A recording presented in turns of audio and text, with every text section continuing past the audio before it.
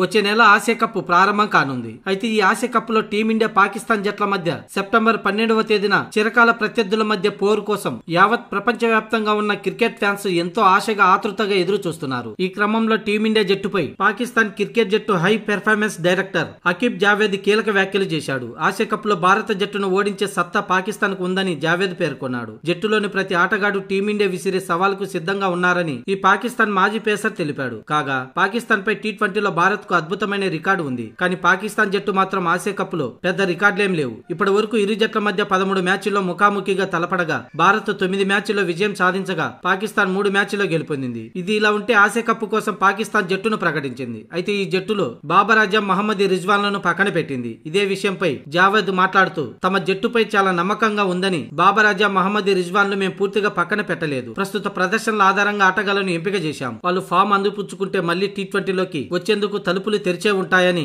జావేద్ పేర్కొన్నాడు. ఎవరు మెరుగైన ప్రదర్శన చేస్తే వారు ఖచ్చితంగా జట్టులో ఉంటారని అన్నాడు.